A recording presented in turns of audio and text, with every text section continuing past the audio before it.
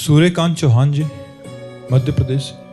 राधे राधे महाराज जी। महाराज जी, मेरा प्रश्न है कि भगवत साक्षात्कार होने से पहले विविध प्रकार की दैवी संपदा प्रलोभन आते हैं। महाराज जी, आपके सत्संग में सुना अप्सराएं, रिद्धि सिद्धि, ब्रह्मा जी का पद। यार भाई देखो सुनो, अप्सराएं तो तब आ 100 रुपए में तुम्हारा दिमाग फेल हो गया तो तुम्हें 1 करोड़ की चेक देने की जरूरत क्या है यार? हमारी बात समझ रहे हो? मृत्यु लोक की ही आकर्षण वृत्ति से तुम फेल हो चुके हो तो अप्सरा कहां से आएगी? सुनते हो क्या किसी महात्मा के पास अप्सरा आ रही है? या बहुत छोटी स्थिति में गिर जाते हैं।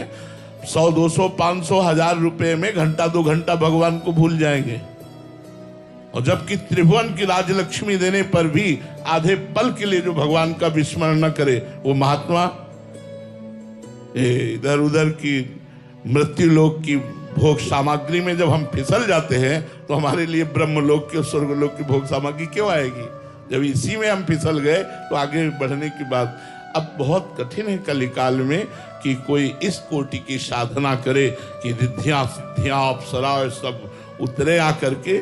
बहुत कठिन है, बहुत कठिन है। इसलिए भगवान की शरणागति में सब नहीं होता, ये साधना में होता है, यौगिक क्रियाओं में।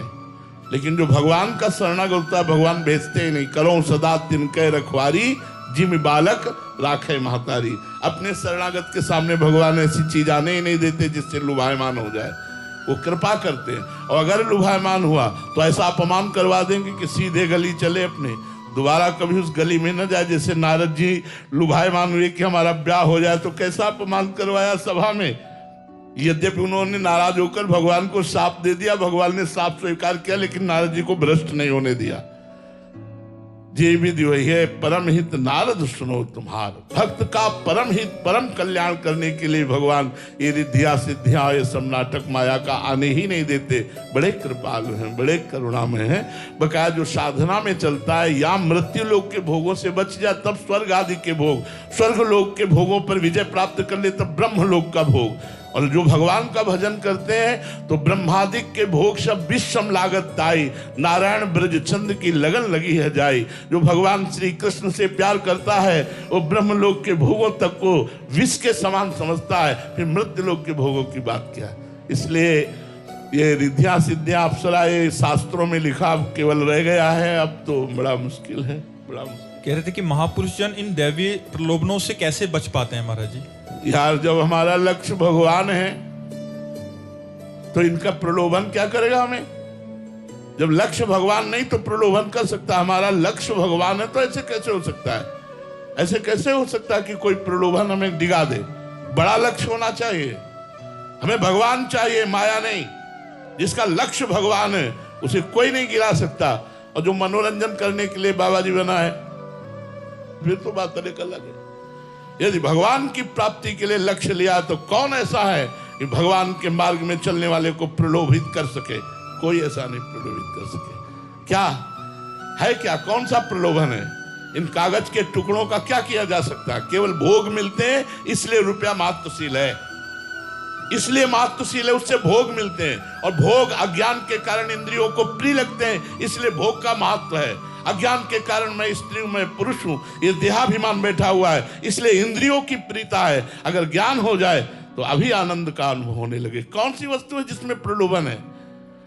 तुम्हें भोजन न दिया जाए, गले तक सोने में गाड़ दिया जाए, जीना चाहोगे? तुम्हें पानी और भोजन बंद कर दिया जाए, यहां तक रुपए से गाड़ दिया जाए, जीना चाहोगे? नहीं जीना चाहोगे आप। भोजन क्यों? प्राणों का प्यार है। और यदि भगवान से प्यार है तो प्राण भी बलिहार करने के लिए तैयार। देश से प्यार है तो हमारा कौन सा राष्ट्र का सैनिक कदम पीछे हटाता है? छाती पे गोली सहता है और दुश्मन का गला काटने के लिए उतावला हो जाता है। क्यों? उसे राष्ट्र से प्रेम है। जिसे राष्ट्र से, जिसे भगवान से, जिसे धर्म से प्रेम है वो कभी प्रलोभनों में नहीं जाता। अगर प्रलोभन में जाता है तो उसे गद्दार कहते हैं। वो कभी भक्त नहीं हो सकता, वो कभी राष्ट्र प्रेमी नहीं हो सकता, वो गद्दार कहा जाता है। जो अपने धर्म से विमुख होकर आचरण करता है, हमारे यहाँ उसे पाखंडी कहा जाता है और संसारिक भाषा में उसे गद्दार कहा जाता है। कोई भी राष्ट्र भक्त या कोई भी भगवत भक्त किसी प्रलोभन में आकर अपने धर्म को त्याग करे ऐसा नहीं हो सकता। ऐसे ही जो भगवान का भक्त है उसे कोई त्रिभुवन में परास्त नहीं कर सकता। यदि पाखंड है तब तो लोभ में प्रलोभित हो ही जाएगा। कंचन कामिनी कीर्ति है, बड़ा भगवान के द्वारा दिया रचा हुआ माया का लोभ है, इसमें फिर गिर जाना होता है। इसलिए सच्ची भक्ति, सच्ची राष्ट्र भक्ति ये भगवान की प्राप्ति का हेतु है।